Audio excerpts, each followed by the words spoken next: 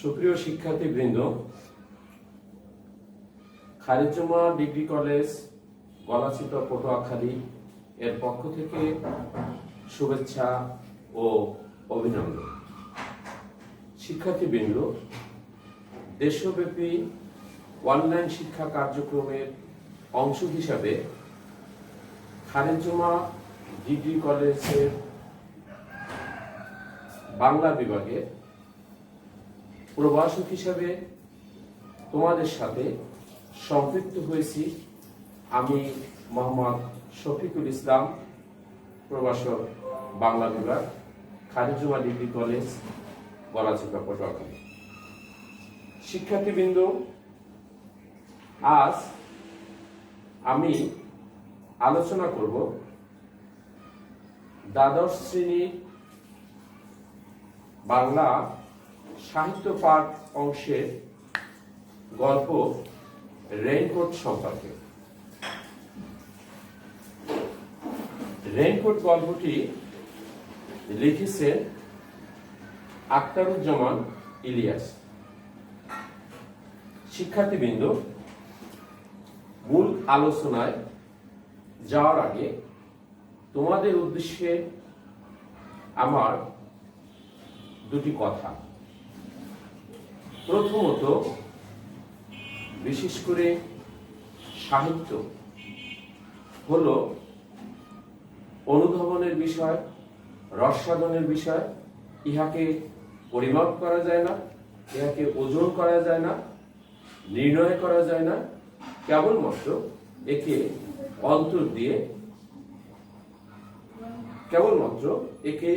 অন্তর দিয়ে অনুধাবনই করা যায়। তারপরও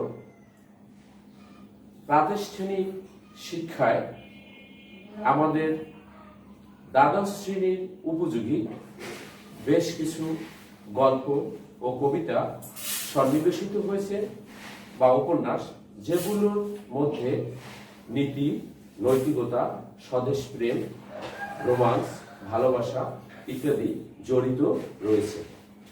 তো আমি আশা করব কবিতা, গল্প এবং এই উপন্যাস এগুলোর পাঠান্তে তোমরা প্রত্যেকটি যে বিষয়গুলো নিয়ে আমি আলোচনা করেছি, প্রত্যেকটিরই এক একটি কবিতা বা গল্পের মধ্যে প্রত্যেকটি বিষয় সম্পর্কে তোমরা একটি সুনির্দিষ্ট ধারণা লাভ করবে। সাহিত্যের সেই ধারাবাহিকতার অংশ হিসাবে আজকে আখতারুজ্জামান ইলিয়াস রচিত রেইনকোট গল্পটি শুরুর আগে তোমাদেরকে অনুরোধ করব, তোমরা বাড়িতে যখন থাকবা বা এই মহামারী করোনা ভাইরাসের সময়, যেহেতু আমাদের শ্রেণী কার্যক্রম বন্ধ, যে অফুরন্ত সময় তোমাদের হাতে রয়েছে, এই সময়ের মধ্যে তোমরা প্রতিটি গল্প, উপন্যাস এবং কবিতা পুঙ্খানুপুঙ্খরূপে তোমরা রপ্ত করতে পারবা বলে আমার দৃঢ় বিশ্বাস। প্রতিটি গল্প বা কবিতা শুরুর আগে, গল্প বা কবিতাটির শেষের দিকে, অর্থাৎ পাঠ পরিচিতির পরের অংশ থেকেই পাদটিকা বা শব্দ অর্থ রয়েছে। এই শব্দ অর্থগুলোকে যদি তোমরা সুন্দরভাবে রপ্ত করো, তাইলে হয়তো দেখা যায় গল্প বা কবিতাটি পড়ার ক্ষেত্রে তোমরা আরো বেশি আনন্দ অনুভব করবে। আমরা সচরাচর সকল শব্দগুলোর সাথে আমরা পরিচিত নয়।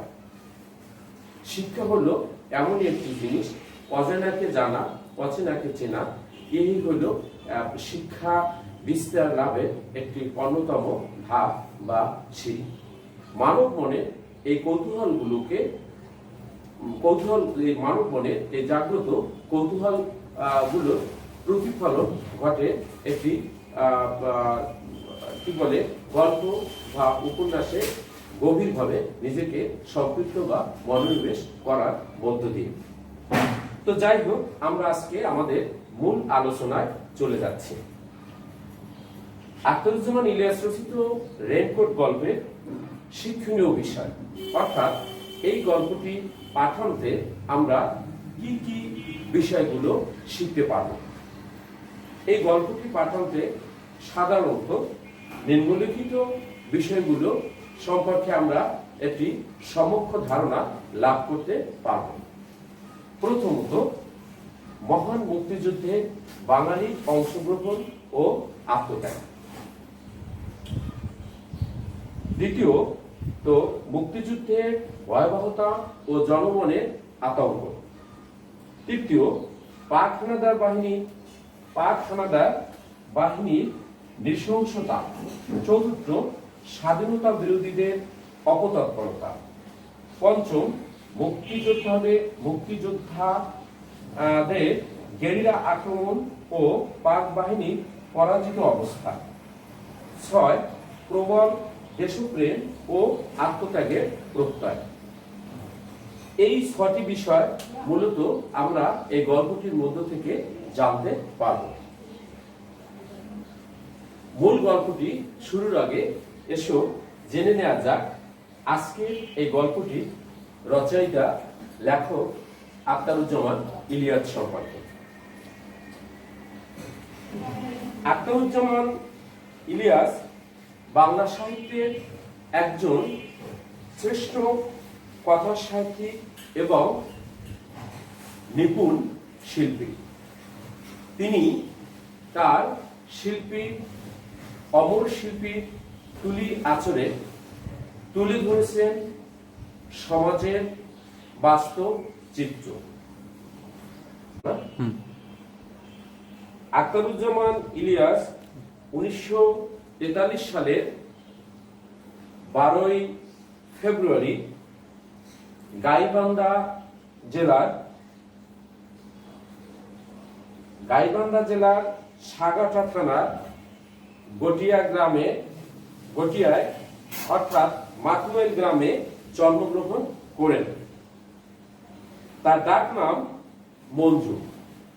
পিতৃ প্রদত্ত নাম আখতারুজ্জামান মোহাম্মদ ইলিয়াস এবং তিনি 1997 সালের 4 জানুয়ারি দুরারোগ্য ক্যান্সার ব্যাধিতে আক্রান্ত হয়ে ঢাকায় মৃত্যুবরণ করেন। সুপ্রিয় শিক্ষার্থীবৃন্দ, মানুষ মাত্রই চলে যেতে হয়, রেখে যেতে চায় কিছু অনগত কালের স্মৃতি।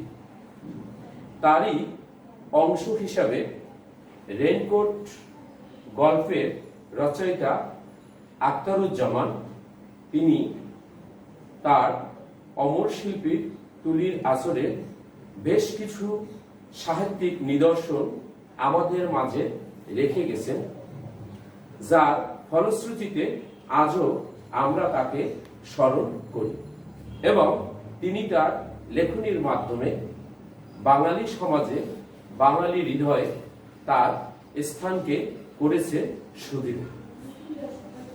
আখতারুজ্জামান ইলিয়াস রচিত গ্রন্থগুলোর মধ্যে রয়েছে 28টি ছোট গল্প,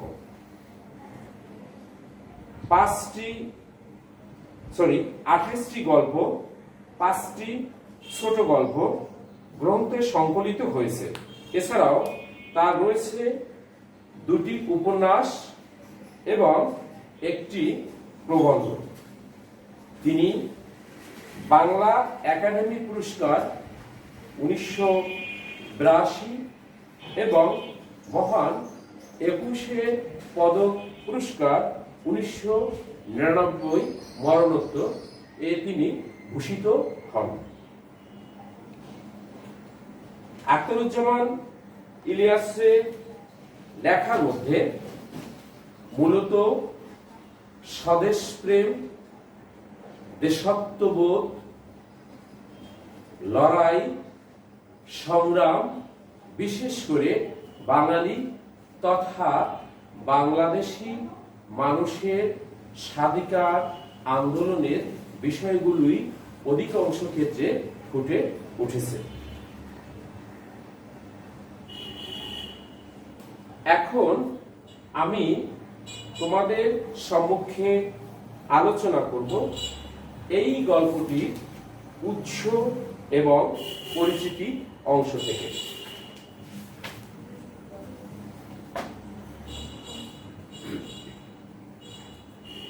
রেইনকোট গল্পটি মূলত প্রকাশিত হয় 1995 সালে। পরে এটি লেখকের সর্বশেষ গল্পগ্রন্থ জাল স্বপ্ন, স্বপ্নের জাল নামক গ্রন্থে 1997 সালে সংকলিত হয়। আখতারুজ্জামান ইলিয়াস রচনা সমগ্র প্রথম খণ্ডে। গল্পটির মূল প্রেক্ষাপট: মহান মুক্তিযুদ্ধে অর্থাৎ 1971 সালে বাংলাদেশে সংগঠিত মহান মুক্তিযুদ্ধে যে সমস্ত মুক্তিযোদ্ধারা অংশগ্রহণ করেছিল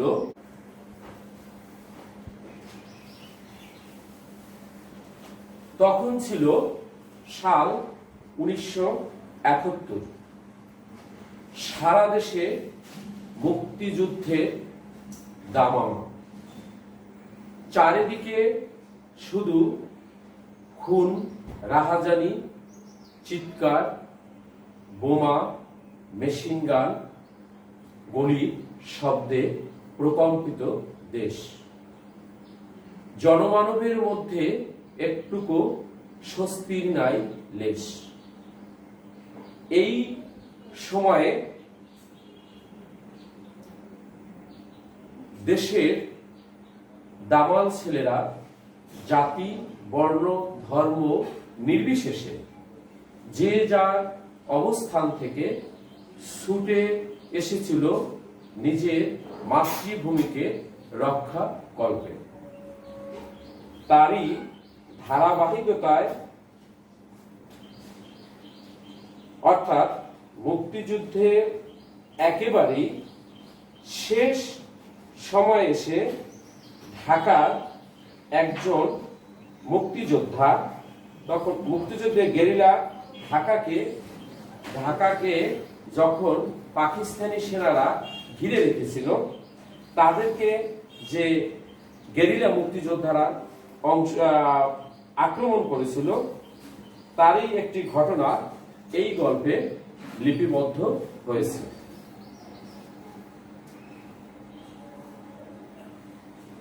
ঢাকা কলেজের সামনে গেরিলা আক্রমণের ফলে বৈদ্যুতিক ট্রান্সফরমার বিস্ফোরিত অর্থাৎ ধ্বংস হয়ে গেছে। ঘটনার পরিপ্রেক্ষিতে পাকিস্তানি সেনাবাহিনী কলেজের শিক্ষকদের তলব করে তাদের মধ্য থেকে নুরুল হুদা ও আব্দুস সাত্তার মির্জাকে গ্রেপ্তার করে নির্যাতন চালিয়ে মুক্তিযোদ্ধাদের সন্ধান নেওয়ার চেষ্টা করে। নুরুল হুদার জবানবন্দিতে গল্পের অধিকাংশ ঘটনা বিবৃত হয়েছে।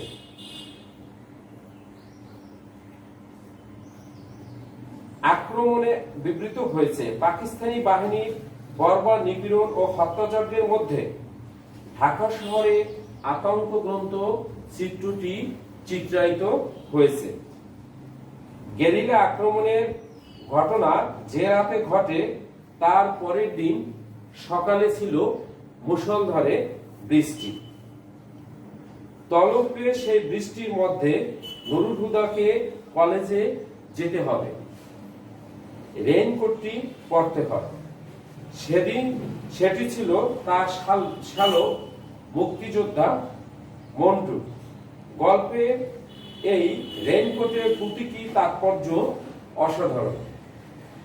মুক্তিযোদ্ধা শালকের রেইনকোট গায়ে দিয়ে সাধারণ ভীত প্রকৃতির নুরুল হুদার মধ্যে সঞ্চারিত হয় উষ্ণতা, সাহস, দেশপ্রেম ও যে ব্যঞ্জনাময় প্রকাশ ঘটেছে তাই এই আলোচ্য গল্পটিতে সন্নিবেশিত হয়েছে।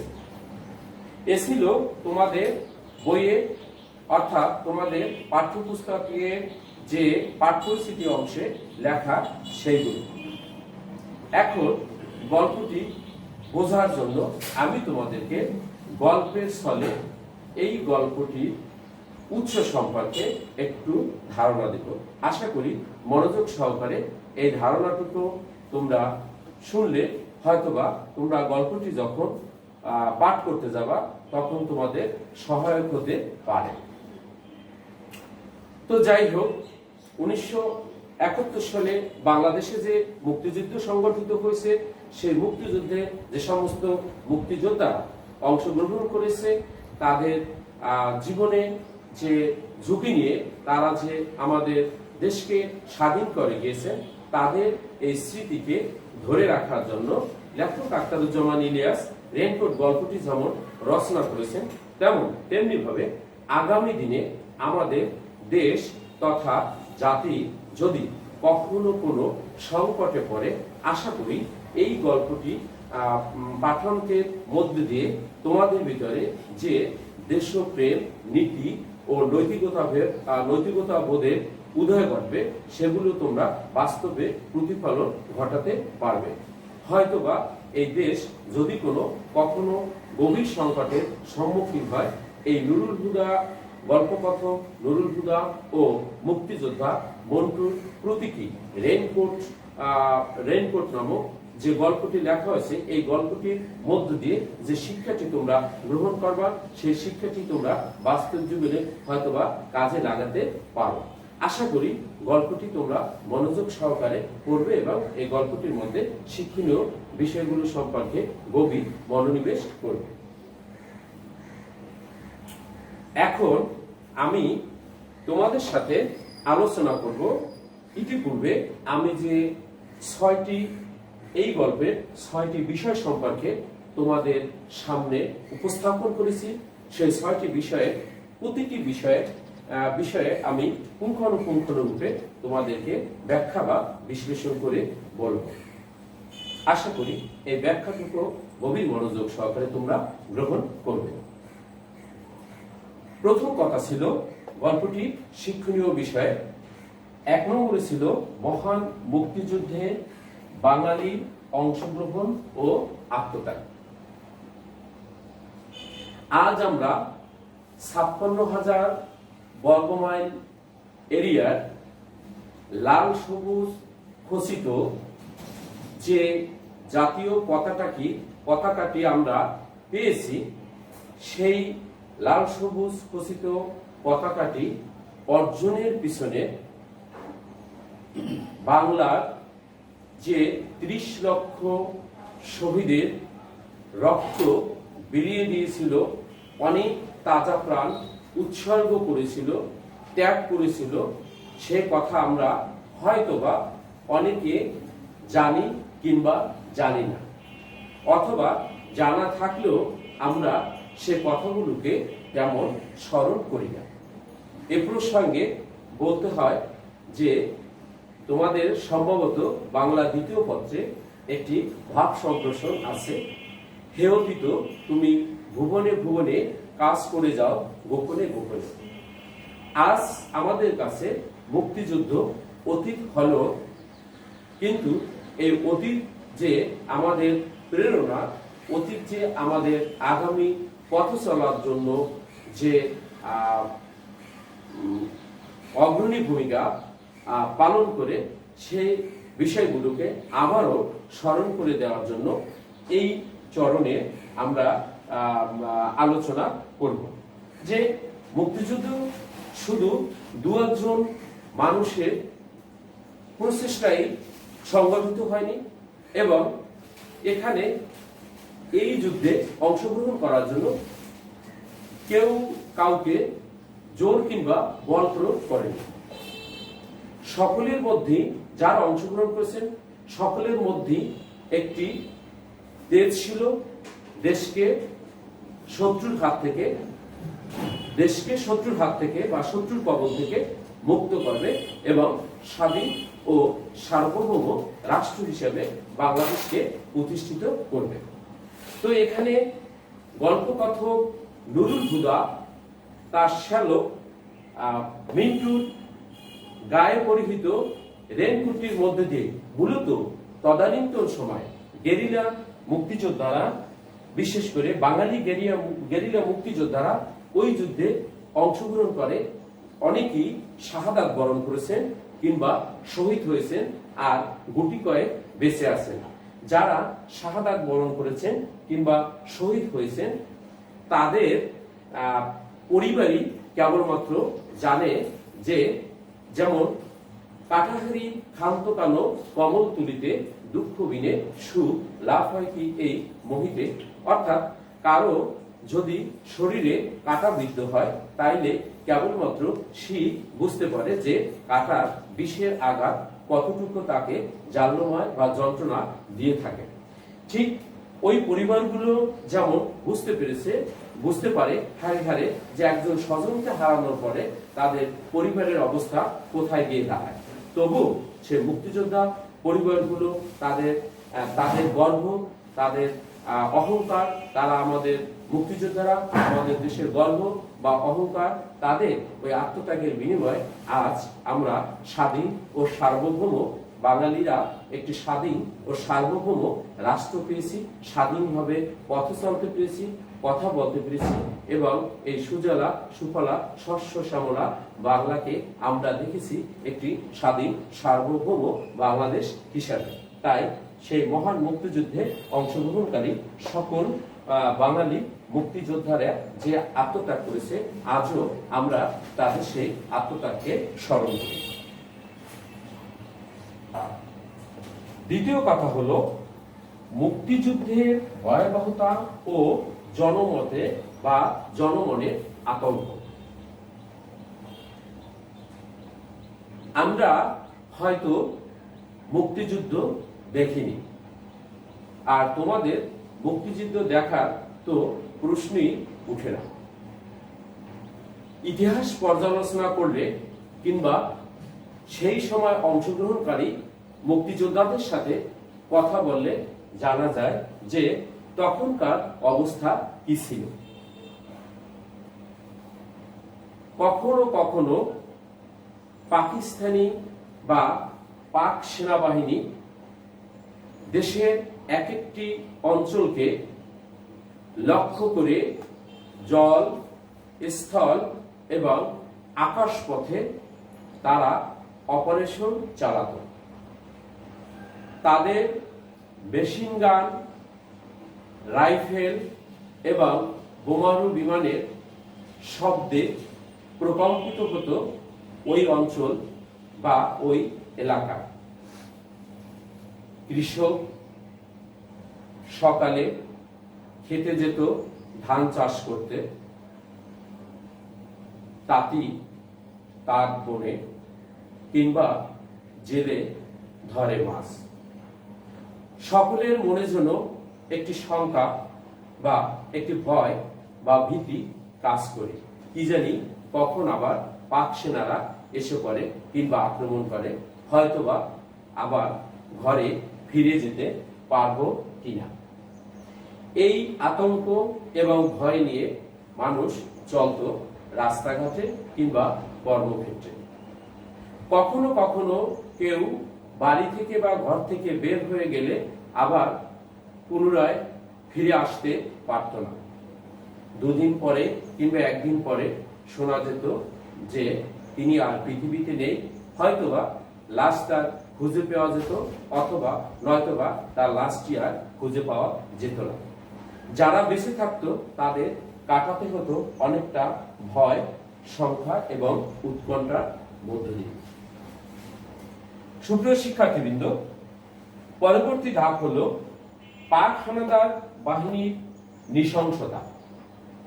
পাক হানাদার বাহিনী যে আক্রমণ করেছে, সে আক্রমণের ভয়াবহতা বা তীব্রতা এতই ছিল যে তারা তাদের আক্রমণের হাত থেকে অন্তঃসত্ত্বা গৃহবধূ কিংবা ছোট কিশোরী বালিকা বা কিশোর কিংবা ছোট্ট শিশু, বৃদ্ধ, বয়স্ক, যুবক কেউই রক্ষা পেত না।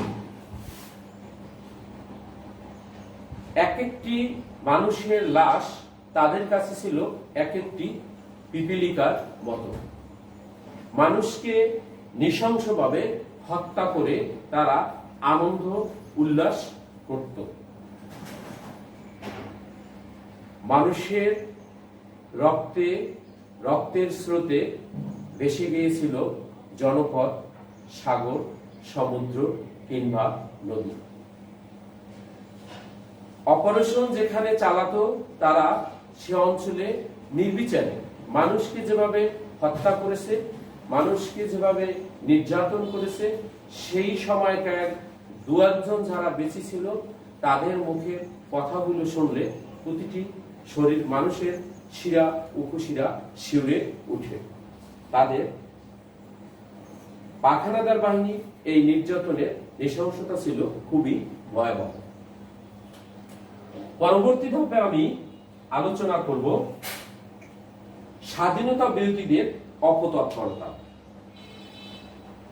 এটি একটি উল্লেখযোগ্য বিষয়। যেহেতু বহিঃশত্রু কর্তৃক আক্রান্ত হয়েছে দেশ, জাতিসত্তা যেখানে আমাদের বিলীনের পথে, স্বাধীনতা যেখানে আমাদের স্তব্ধ, কণ্ঠ যেখানে আমাদের রোধ করা হয়েছে, সেই অবস্থায় নিপীড়িত নির্যাতিত মানুষগুলো, মজলুম বা নির্যাতিত মানুষগুলো যখন রুখে দাঁড়িয়েছে, তখন এই আমাদের বাঙালিদের ভিতর থেকেও আবার কিছু লোক যাদেরকে আমরা বলি মুনাফিক, ইসলামিক ভাষায় যাদেরকে বলি আমরা মুনাফিক, অর্থাৎ এই বাঙালি কমিউনিটিতে বসবাস করে বাঙালি সন্তান হয়েও তখন তারা গুপ্তচর ভিত্তিক কাজ করেছে পাক হানাদার বাহিনীদের পক্ষে। বিভিন্ন জায়গা থেকে মুক্তিযোদ্ধাদের সম্পর্কে ধারণা বা তথ্য সংগ্রহ করে পাক হানাদার বাহিনীকে তারা সহায়তা করত এবং তাদের দেওয়া তথ্য অনুযায়ী পাক হানাদার বাহিনী ওই মুক্তিযোদ্ধা পরিবার কিংবা মুক্তিযোদ্ধাদের প্রতি তারা আক্রমণ করত। তাই কথায় বলে প্রত্যক্ষ শত্রুর হাত থেকে রক্ষা পাওয়া যায়, কিন্তু পরোক্ষ শত্রুর হাত থেকে রক্ষা পাওয়া যায় না। সেই স্বাধীনতা বিরোধীদের কর্মকাণ্ডের ফলে বাংলা তথা বাংলাদেশের অনেক নিরীহ কিংবা নিপীড়িত নির্যাতিত মানুষকে প্রাণ দিতে হয়েছে। এদের তৎপরতা যদি না থাকতো, অর্থাৎ এরা যদি পাকিস্তানিদের পক্ষে কাজ না করত, তাইলে হয়তোবা আমার ধারণা এত তাজা প্রাণ বিলিয়ে দিতে হতো না স্বাধীনতা অর্জনের জন্য। যেহেতু ভৌগোলিকভাবে বাংলাদেশ একটি নদীমাতৃক দেশ, এই নদীমাতৃক দেশ সম্পর্কে কিংবা এখানে রয়েছে উঁচু নিচু পাহাড় পর্বত টিলা, বহিঃশত্রু এসে সহসাই অর্থাৎ পাকিস্তান থেকে এসে সহসাই এই ভূমিকে ব্যবহার করে, এই ভূমির নৃগোষ্ঠীকে নৃশংসভাবে হত্যা করার সাহস, উৎসাহ বা পদ্ধতি তারা পেত না, যদি না এই স্বাধীনতা বিরোধীরা তাদেরকে সহায়তা না করত। পরবর্তী আলোচনা মুক্তিযোদ্ধাদের গেরিলা আক্রমণ ও পাক হানাদার বাহিনীর পরাজিত অবস্থা। পাকিস্তানি সেনাবাহিনীর আক্রমণের ফলে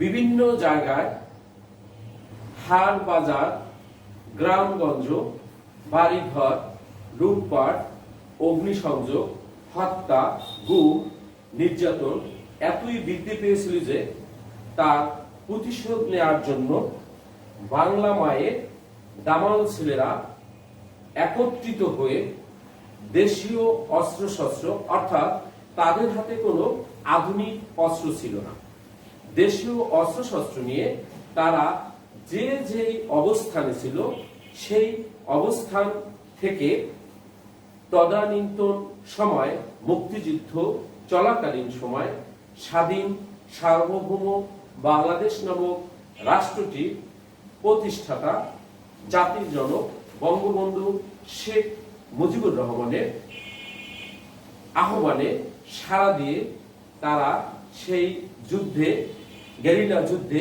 অংশগ্রহণ করে বিভিন্ন অঞ্চলে বা জেলায় বা এলাকায় মুক্তিযোদ্ধারা পাক হানাদার বাহিনীকে পরাজিত করে। তাদের বোট, তাদের যুদ্ধ বিমান সহ ট্যাঙ্ক, নানা যুদ্ধ সরঞ্জাম গুলোকে তারা ধ্বংস করে এবং পাশাপাশি পাক হানাদার বাহিনীকে তারা তখন তাদের আক্রমণের ফলে কোথায় কোথাও পাক হানাদার বাহিনী মৃত্যুবরণ করেছে, কোথায় কোথাও এই মুক্তিযোদ্ধা গেরিলাদের ভয়ে তারা পালিয়ে গেছে। আস্তে আস্তে এক এক অঞ্চল শত্রু মুক্ত হতে শুরু করে এবং সেই অন্ধকার অর্থাৎ সেই বিভীষিকাময় পরিস্থিতিকে অর্থাৎ যে মেঘের আড়ালে সূর্য থাকে, মেঘ যখন আস্তে আস্তে কেটে যায়, সূর্যের প্রখর আলোয় আলোকিত যেমন হয় ধরা বা পৃথিবী, তেমনি ভাবে মহান মুক্তিযুদ্ধে এই গেরিলা মুক্তিযোদ্ধারা পাক হানাদার বাহিনীদেরকে পরাজিত করে এক একটি অঞ্চলকে তারা আলোকিত করে তোলে এবং আস্তে আস্তে পাক হানাদার বাহিনী পিছু করতে থাকে এবং এই মুক্তিযুদ্ধে আমাদের বিজয় অর্জিত পথে এগিয়ে চলে। সর্বশেষ প্রবল দেশপ্রেম ও আত্মত্যাগ। মহান মুক্তিযুদ্ধে অংশগ্রহণকারী মুক্তিযোদ্ধাদের মধ্যে ছিল প্রবল দেশপ্রেম এবং আত্মত্যাগ। তারা মাতৃকে ভালোবেসেছেন নিজের মায়ের মতো করে। মা যেমন সন্তানকে দীর্ঘ 10 মাস 10 দিন গর্ভে ধারণ করে প্রসব বেদনার পরে মা পৃথিবীতে যখন সন্তানটি ভূমিষ্ঠ হয় তখন থেকে কৈশোরকাল অবধি পর্যন্ত মা যেভাবে যত্ন করে সন্তানটিকে বুকে ধারণ ও লালন পালন করে, ঠিক তেমনি ভাবে মুক্তিযুদ্ধে অংশগ্রহণকারী মুক্তিযোদ্ধারাও তখন হয়েছিল সেই নিয়েছিল মায়ের ভূমিকার মতো, অর্থাৎ তারা নিজের দেশটাকে রক্ষা করার জন্য নিজের মাতৃভূমিকে শত্রুদের কবল থেকে মুক্ত করার জন্য যে প্রতিজ্ঞা তারা গ্রহণ করেছে সেই প্রতিজ্ঞার প্রতিফলন তারা ঘটিয়ে দেখিয়েছে। বিশেষ করে তাদের ভিতর দেশকে ভালোবাসা অর্থাৎ দেশের ভালোবাসা ছিল, ব্যক্তি ভালোবাসা চেয়ে দেশের ভালোবাসা ছিল তাদের ভিতর প্রবল এবং এই হাসি মুখে অনেক মুক্তিযোদ্ধারা এই তাদের নিজেদেরকে বিলীন করেছেন কিংবা নিজেদের আত্মত্যাগ করেছেন বা আত্মোৎসর্গ করেছেন এই দেশকে ভালোবেসে। মোদ্দা কথায় আজকের এই আলোচ্য রেইনকোট নামক গল্পটির মধ্য থেকে আমরা যে বিষয়গুলো সম্পর্কে ধারণা নিয়েছি বা ধারণা গ্রহণ করেছি, আশা করি এই বিষয়গুলো সম্পর্কে তোমরা বাড়িতে পুঙ্খানুপুঙ্খরূপে বিশ্লেষণ করে যদি তোমরা মূল পাঠ্য বিষয়ে অর্থাৎ গল্পটি তোমরা পড়ো, তাহলে আমার মনে হয় অনেকটা জিনিস তোমাদের জন্য সহজ হয়ে যাবে। তো যাই হোক, আজকে এই রেইনকোট গল্পের লেখক পরিচিতি এবং গল্পটির উৎস, পাঠ পরিস্থিতি ও গল্পের শিক্ষণীয় বিষয় সম্পর্কে যে ধারণাটুকু দিয়েছি, এই ধারণাটুকু দিয়ে আজকে এই শ্রেণী কার্যক্রম সমাপ্ত ঘোষণা করতে যাচ্ছি। পাশাপাশি তোমাদের এই মহামারী করোনা ভাইরাসে তোমাদের সকলে সুস্বাস্থ্য কামনা করি। তোমাদের পরিবারের সকলের প্রতি আমার সশ্রদ্ধ সালাম এবং আশা করি তোমরা বিশেষ করে জনাকীর্ণ এলাকায় না গিয়ে তোমরা তোমাদের নিজ গৃহে অবস্থান করো। প্রয়োজনের বাহিরে, অপ্রয়োজনে তোমরা বাহিরে ঘোরাফেরা করো না এবং পাঠে নিজেদেরকে সম্পৃক্ত করো, মহান আল্লাহ রব্বুল আলামিনের কাছে বা স্রষ্টার কাছে প্রার্থনা করো যাতে এই মহামারী দুর্যোগ থেকে রেহাই বা রক্ষা পেতে পারি এবং আগামী দিনগুলোতে আগামী দিনে একটি নতুন সূর্যোদয় যেন হয়, তোমাদের সকলকে নিয়ে একত্রে আবার সেই ফলাফলপূর্ণ পরিবেশে শিক্ষা ক্যাম্পাসে ফিরে গিয়ে নিজ শ্রেণী কার্যক্রমে যাতে আমরা সম্পৃক্ত হতে পারি। খোদা হাফেজ।